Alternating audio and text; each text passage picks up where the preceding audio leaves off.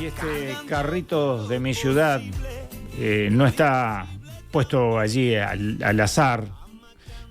Jorge Nasser nos acompaña para poner la mirada en un relevamiento de población en situación de calle que realizó la Intendencia de Canelones con la Dirección de Desarrollo Humano.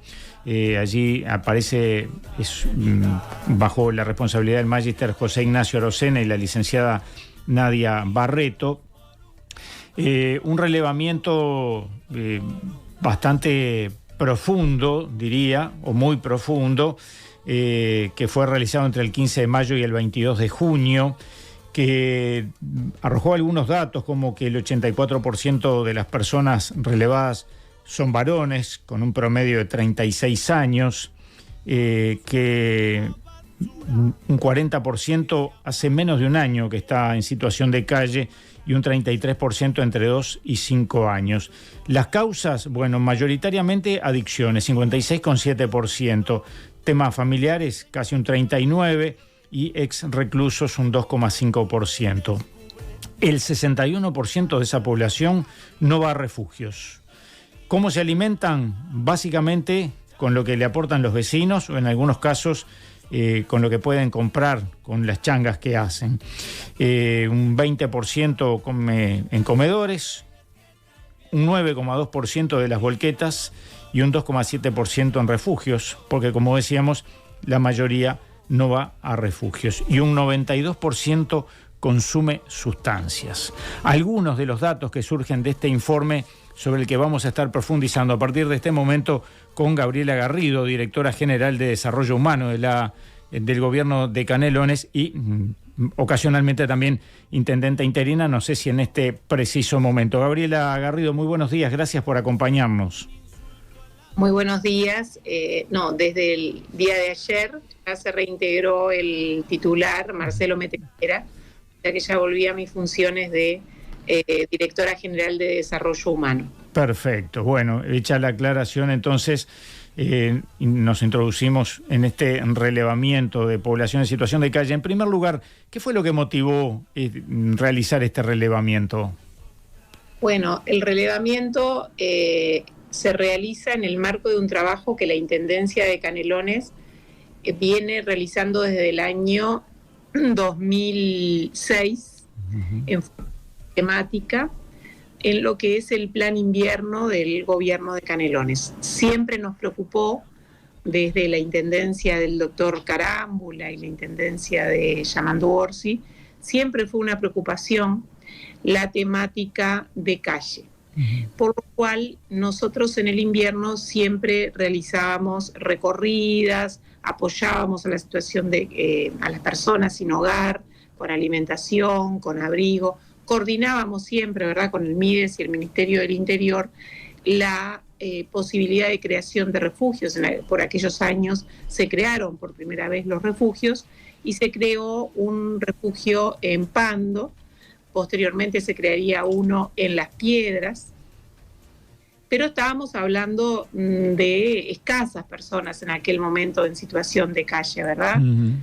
10, 15, hasta que en el 2019 elevamos el número de personas en situación de calle ya a unas 35, 40 en Pando y Las Piedras. Esa situación cambia posteriormente y sobre todo después de la pandemia, y empieza a aumentar en forma significativa. O sea, la problemática de calle existía,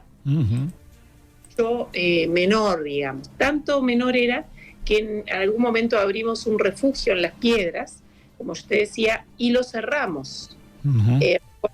Por allá por el 2015 el refugio se cerró porque ya no era una problemática tan acuciante y las personas que había en calle no querían ir a refugio o eran, se iban derivando a otros programas. Ya en el 2019 nosotros empezamos a plantear al MIDES el crecimiento en población de calle y la necesidad de la reapertura del refugio en Las Piedras. Pero luego de la pandemia, esta situación se disparó y,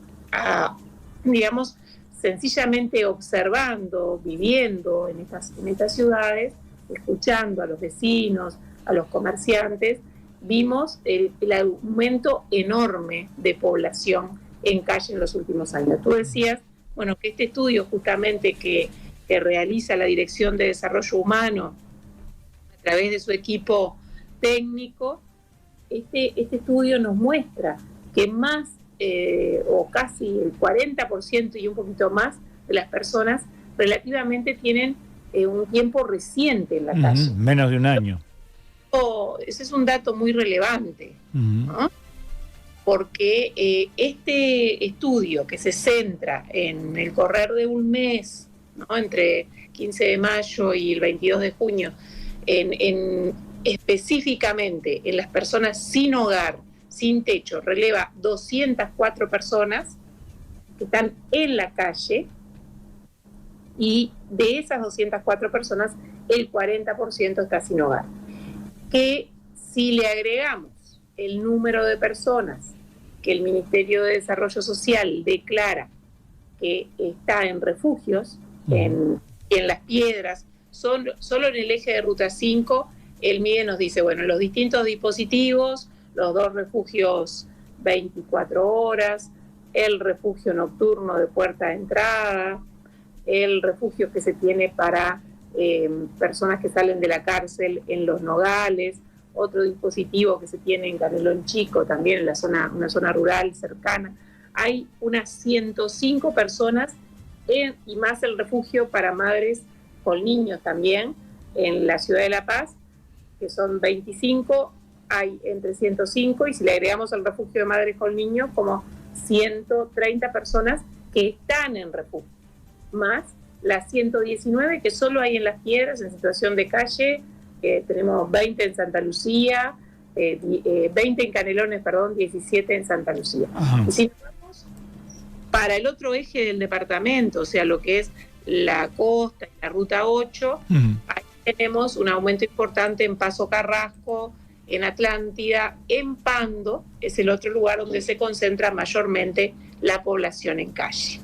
Y ahí tenemos el resto de las personas en situación de calle, o sea, 100 más, pero además tenemos 78 personas que el MIDES declara que están en situación de refugio, los refugios de Pando y el de La Montañesa, que es un refugio en Salinas, en el batallón del Ejército de Salinas, que es un convenio entre el Ministerio de Defensa, el MIDES y la Intendencia de Canelones, que es de contingencia y se abre solamente en el invierno. O sea que si sumamos las personas que están en refugio más las relevadas en calle solamente en ese mes, estamos en más de 400 personas, lo que quiere decir que el aumento, digamos, con respecto al 2019 es 4 veces el número del 2019. Por ahí me han corregido el número 400%, y sí, bueno, de alguna manera fue una forma de expresarlo, que matemáticamente no es la correcta. Es 4 veces la misma población que teníamos en 2019. A ver, tenemos algún problema allí en el audio, no sé a qué se pueda deber, pero bueno, quedó claro que estamos hablando de un crecimiento de 4 veces con respecto a la población de calle, un dato muy impactante, sin ningún lugar a dudas. Me quedo con la preocupación, la preocupación de la temática en general, pero el hecho de que la mayoría de las personas elijan no ir a refugios, esto genera un problema mayor. ¿Cuál es la razón que esgrimen, por lo menos algunas personas, seguramente no todas responden a esto, de por qué no van a los refugios? Bueno, como tú decías, de estas personas sin hogar que se relevan, ¿me escuchás mejor ahora? Sí, perfecto, sí. De estas personas sin hogar que se relevan, muchas, el 30%, dice haber pasado en algún momento por un refugio, y otras el no querer ir a un refugio, querer volver. Los motivos que esgrimen es sobre todo problemas de robos, de violencia, de maltrato a veces en los dispositivos, ¿verdad?, en los refugios, enfrentamientos que son muy comunes entre ellos y ellas, porque recordemos que hay muchas mujeres también ahora en situación de calle, que esa es una realidad nueva, y no quieren ir a los refugios también porque el refugio implica que vos entrás y no te podés drogar dentro del refugio. Y estas personas muchas veces, como vimos, más del 50% tienen problemas de adicción. Y ese problema de adicción hace que consuman hasta la madrugada, y el refugio tiene un horario de entrada y algunas pautas de comportamiento, ¿no? Vinculadas justamente a mantener, por ejemplo, una convivencia pacífica, respetuosa, que muchas veces estas personas, digamos que tratan de evitar ir porque siempre hay alguna persona que es conflictiva y desean no tener problemas y se prefieren quedar en la calle. O sea que hay distintos motivos por los cuales, o problemas en los refugios o problemas de adicción, por los cuales no quieren ir al refugio. Pero también un refugio implica una pérdida muy importante de, digamos, de tu individualidad. Tú vas a una cama que no es tuya, que es la que te toca, ¿no? A bañarte en un lugar donde se tienen que bañar muchos, donde vos no tenés donde dejar lo poquito o mucho que tengas, y donde tampoco podés llevar la mayoría de las veces tus mascotas, por ejemplo. Y recordé, son solo muy pocos los refugios que aceptan mascotas por toda la complicación a veces que eso implica, y ellos tienen una relación afectiva, ellos y ellas, muy importante con esas mascotas. Entonces quieren dejarlas. Tú decías ahí ellos y ellas. Hoy comentábamos que mayoritariamente la población en situación de calle son varones y con un promedio de 36 años. Pero también decías, bueno, recientemente, eso es una novedad, decías, hay mujeres en situación de calle. ¿Estamos hablando del mismo promedio de edad, más bajo, y son situaciones más vulnerables las de las mujeres que están en situación de calle? Bueno, sí, estamos hablando de un 15% aproximadamente que son mujeres en el relevamiento. La edad es similar a la de los hombres, o sea, son jóvenes, entre 20 y 36 años son jóvenes. Las mujeres tienden a ser un poco más jóvenes, realmente tienen entre 20 y 25 años aproximadamente. También tienen problemas de adicción, pero en general tienen también historias de muchas roturas familiares, de quiebres, de pérdida de vínculo familiar. Eso es importante señalarlo. En realidad, gran parte de esta población tiene esa problemática. Recordemos que si bien más del 50% llega a la calle por problemas de adicción o consume una vez que llega a la calle, porque eso pasa a veces, que la calle también te lleva a la adicción, las mujeres particularmente son jóvenes y tienen problemas de desvinculación familiar, con problemas de violencia, con problemas de maltrato, con problemas de abuso en sus historias. Y hemos incluso identificado situaciones de trata. Nosotros, porque la Intendencia no solamente realiza este relevamiento y este apoyo nocturno a la familia, a las personas que están en calle, sino que también trata de promover líneas de búsqueda de rutas de salida de estas personas que vuelvan a incluirse en la sociedad. Y en ese sentido tenemos un dispositivo que se llama La Otra Esquina para problemas de calle y adicción, que es un dispositivo diurno que funciona en la ciudad de Las Piedras, y allí, en ese dispositivo, concurren muchas mujeres. Y el equipo técnico pudo diagnosticar el año pasado una situación de prostitución y trata vinculado a estas chiquilinas que de alguna manera son buscadas por estas redes para captarlas, ¿verdad?, para distintas actividades, digamos, vinculadas sobre todo a la explotación sexual. Una vez que realizamos la denuncia al Ministerio del Interior, logra tratarse, al menos en una pequeña partecita del iceberg, esta red que funcionaba en la ciudad de Las Piedras. Nosotros consideramos que este es un aporte muy importante que se realizó y que tenemos que estar atentas y atentos a estos problemas. Hace un ratito, conversando con la maestra y profesora Selva Pérez Estabile, comentaba de situaciones donde almacenes funcionan en horario nocturno, donde obviamente lo que hacen es vender drogas. Esta población en situación de calle, imagino que está especialmente vulnerable a que sean posiblemente utilizados también como deliveries, vamos a decir, para mover la droga en la noche. ¿Eso se ha detectado? Sí, totalmente de acuerdo con lo que tú decías recién y lo que decía la profesora. Efectivamente, existen lugares en la noche que están abiertos en las ciudades, tanto en Las Piedras como en Pando, y se ha detectado que estas personas muchas veces se dedican al microtráfico porque, de alguna manera en esta pequeña venta, ¿verdad?, en el menudeo de la droga, recogen algo para la subsistencia. Sí se ha detectado esta situación y efectivamente alguien les tiene que vender en la noche, en la madrugada. Nosotros vemos un incremento del consumo. Quiere decir que en algún lugar se obtiene esta droga, ¿verdad? Uh-huh. Por eso también nosotros abrimos ahora en estos días un refugio de contingencia en los días de frío polar, en Las Piedras. Aumentamos la cobertura y en un comedor de la Intendencia de Canelones, con funcionarios de la Intendencia de Canelones y un aporte de 2 técnicos del Ministerio de Desarrollo Social también, se abrió casi una semana el dispositivo. Y la hora de entrada, al principio habíamos puesto hasta las 12, después la extendimos un poquito hasta las 2 de la mañana. Pero la idea era que después de las 2 de la mañana no podían entrar. Uh-huh. ¿Por qué?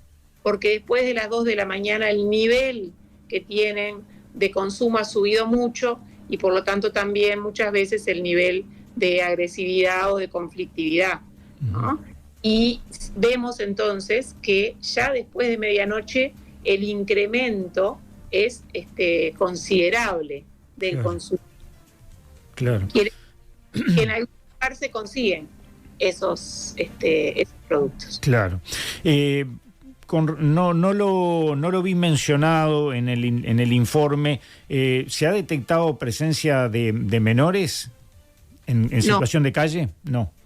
No hemos detectado situación de menores. Uh-huh. Esto es importante destacarlo porque lo hubiéramos mencionado, obviamente, claro, pero en ese caso, ¿verdad?, la denuncia a INAU es permanente. Uruguay, yo creo que tiene un logro muy importante, yo diría en la última década, en los últimos 15 años tal vez, de que se ha ido erradicando la cantidad de menores en calle. Tú no encontrás menores en calle, uh-huh, no encontrás niños pidiendo en la calle o vendiendo en los ómnibus.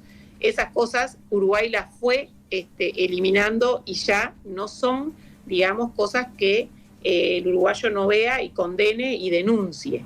De cualquier manera, sí debo mencionar que es reiterada la aparición de familias con niños en situación de calle. Anoche, por ejemplo, nosotros trabajamos en conjunto con el Ministerio del Interior y el MIDES, todas las noches derivando situaciones, intercambiando sobre situaciones que aparecen, sobre todo en las seccionales, y anoche aparecía una mamá con 3 niños, entre ellos un bebé de 7 meses, que aparecía nuevamente, ya había estado en esa situación el año pasado. Y hay muchas familias, sobre todo mujeres, con niños y niñas que aparecen en situación de calle, que son inmediatamente derivados, obviamente, a distintos refugios. Uh-huh. Y distintas, por ejemplo, en Canelones se abrió un refugio más para madres con niños, porque no alcanzaban los 2 que habían en La Paz y en Pando, y se abrió otro en Ciudad de la Costa. La cobertura ha crecido. El tema es que ha crecido porque también ha crecido la población en situación de calle. Uh-huh. Entonces, tenemos que pensar si la solución es seguir abriendo refugios. Digamos, para la respuesta inmediata, sí, yo necesito que abra un refugio porque con estos fríos anoche muchísimas personas, por ejemplo, estaban en situación de calle con lo que eso implica. Pero por otro lado, en definitiva, tenemos que tratar las causas profundas por las cuales las personas terminan en calle, paralelamente a dar la contingencia o a dar el abrigo o el refugio. ¿Por qué llegan a la calle?